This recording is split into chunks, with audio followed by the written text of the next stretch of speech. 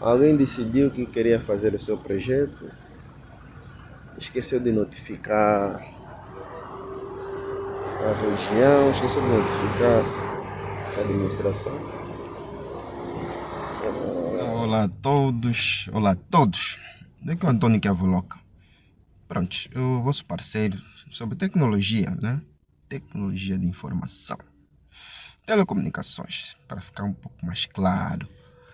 Pronto, olha, o dia de hoje eu tive que me posicionar aqui no campo. Epa, estou no carro, né? Estou no carro, mas se calhar dá para vocês verem um bocado que tem uma equipa aí a fazer alguma coisa. Pronto, depois explico já. Conforme eu disse, estou aqui a acompanhar um trabalho, supervisionar, tenho que garantir a entrega com toda a qualidade do trabalho. Sobre a infraestrutura da fibra óptica, que nessa parte da região onde temos o cabo de backbone foi afetado.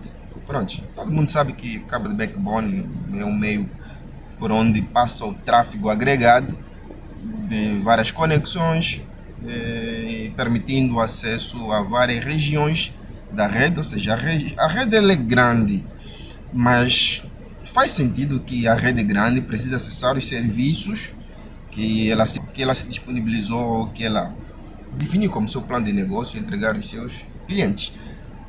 E tudo isso fica num ponto central da rede, ou seja, os data centers que temos, os principais. Temos outros data centers distribuídos que dão aí que permitem o equilíbrio da operação da rede para que não fica tudo centralizado, né?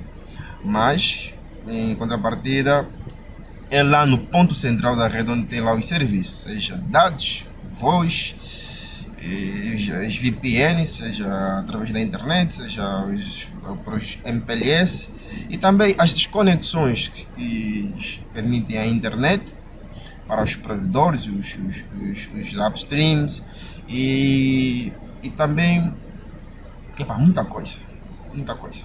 As interconexões entre operadores, nesse caso também para a questão da interoperabilidade. Pronto, é um conjunto de soluções que começam a operar. Mas o que vem em causa essa toda a conversa aqui? Dois pontos, ou seja, um ponto, né? A alta disponibilidade, que é a questão da redundância lógica e a redundância física.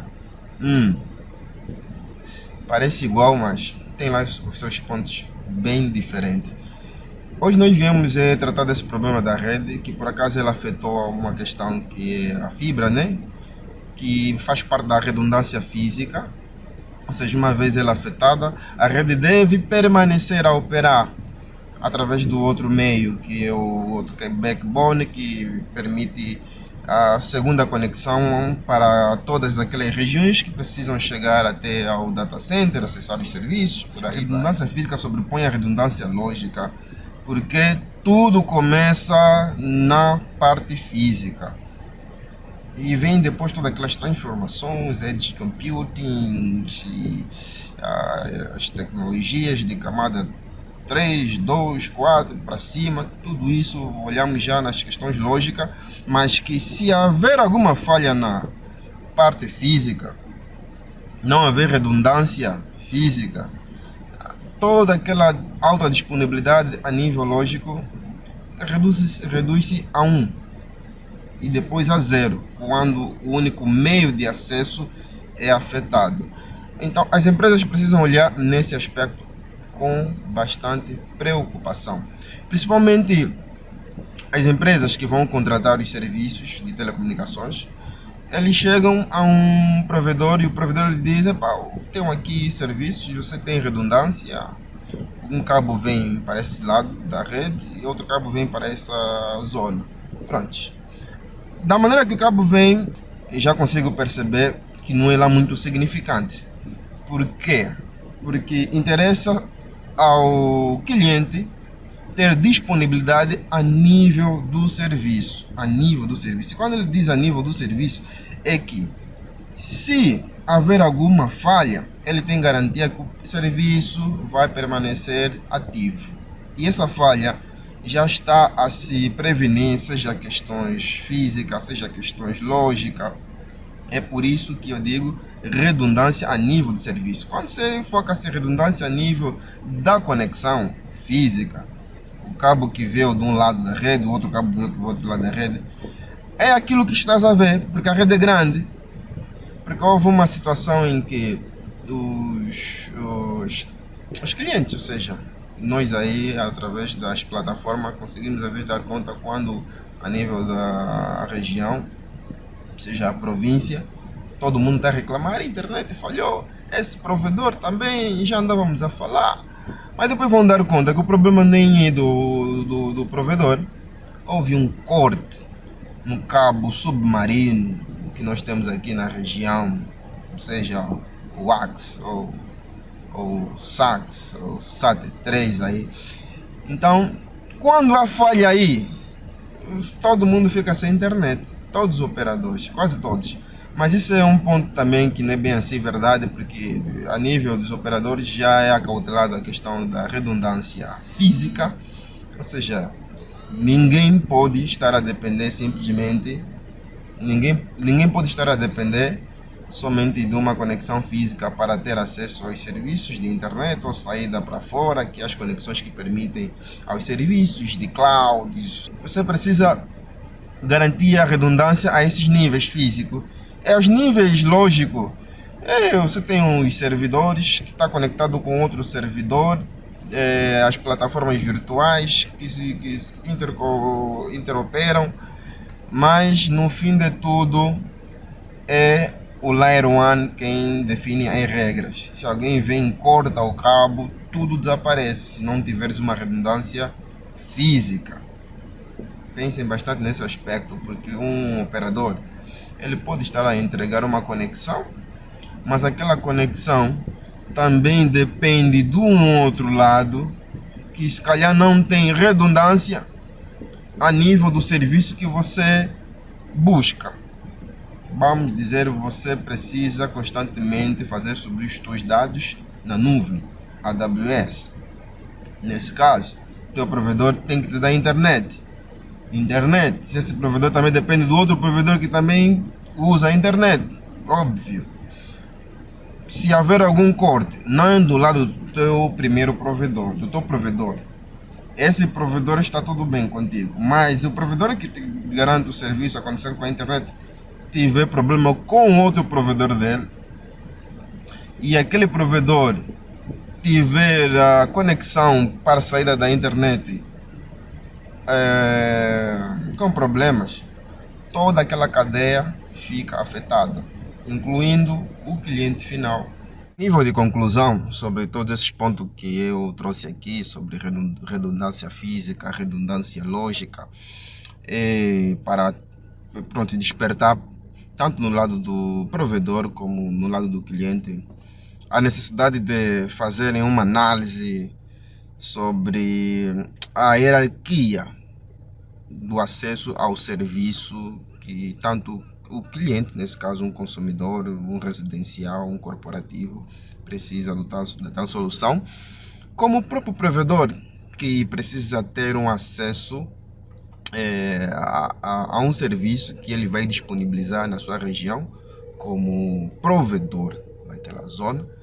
Aí vocês até podem ir lá pesquisar um bocado sobre os provedores Tier 1, Tier 2, Tier 3.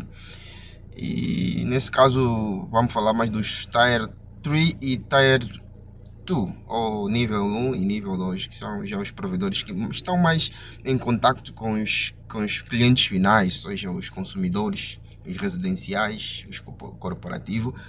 Olha, é necessário você saber a hierarquia para o teu cliente acessar tal serviço, para que você tenha uma estratégia de crescimento da tua rede e definir pontos em que, mesmo havendo certas falhas aos teus provedores, isso já para quem é empresa que está a vender serviço de acesso à internet, né? Nesse caso outros também, ele consiga manter os seus clientes com serviço disponível, né? Recentemente tivemos a situação do acesso da AWS. Eu dizia da situação da AWS, que é uma experiência bem recente que aconteceu na região US East One, né? Por conta de uma situação, de uma atualização do banco de dados que gerenciava toda aquela estrutura, e isso afetava a performance de todas as aplicações que rodavam naquela região. Isso trouxe um problema aí grande. Então, a situação da dependência é complicada. Também significa que você não tem redundância.